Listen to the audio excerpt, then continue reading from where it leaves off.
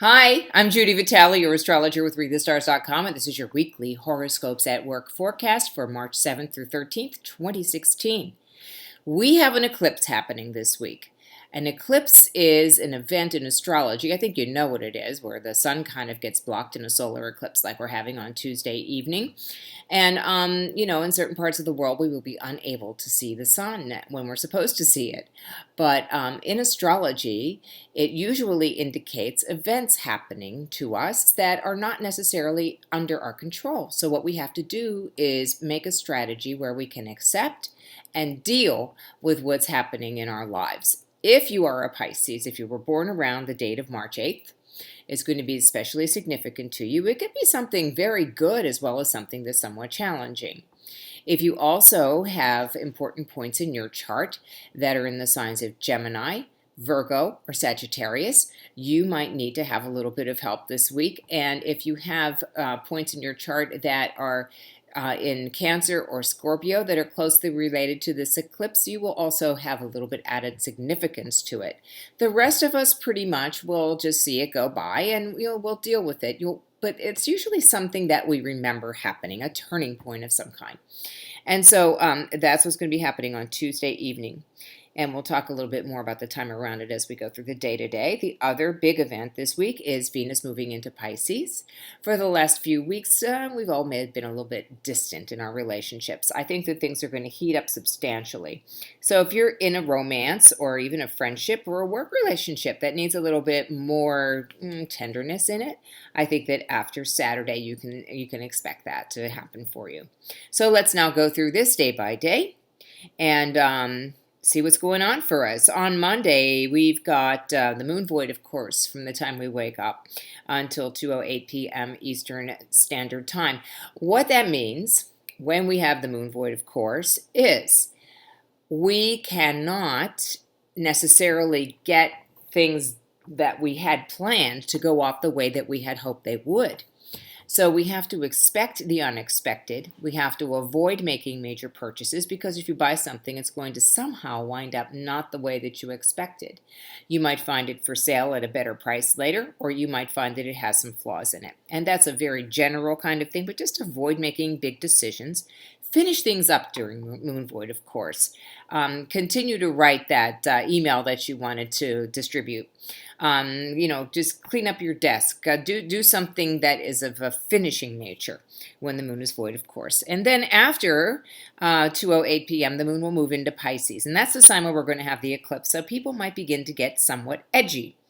If they do, the best thing to do is to just, take a deep breath, get in touch with your highest spiritual self, and just say whatever will be, will be. And the only thing we can ever ask for from the universe or God, whoever it is that you pray to, is that we have the ability to accept what the will of our highest divine self is.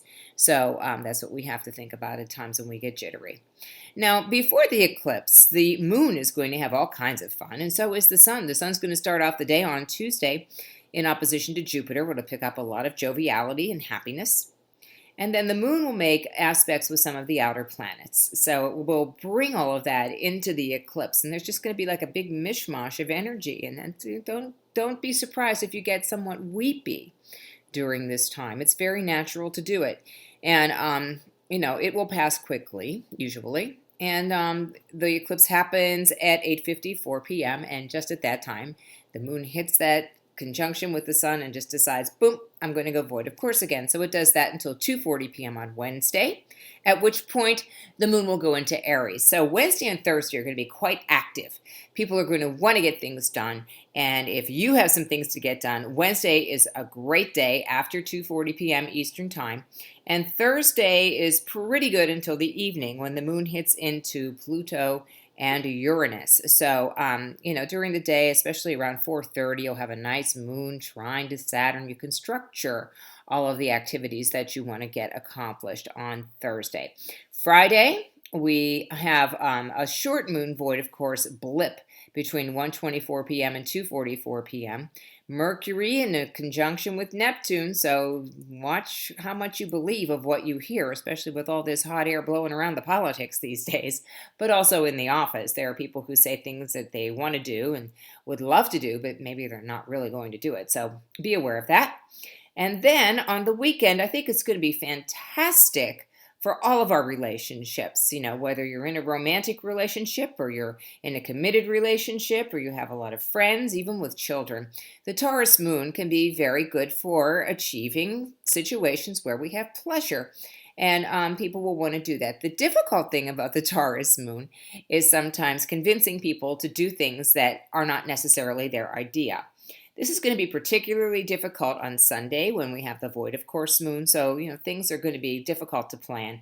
The best thing to do is to just go through it moment by moment. And remember, we lose an hour on Saturday night anyhow, so Sunday will seem a little bit shorter to us. And the moon will go into Gemini at 5:03 p.m. And all will be right with the world, I promise.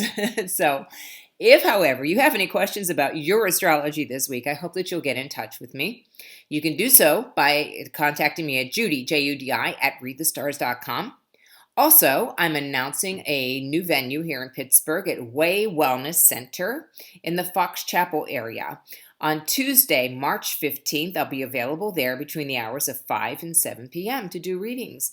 So if you would like to contact Way, and I will have some further information about that on my website and also on my Facebook. So make sure that you get in touch with me or with them in order to schedule an appointment.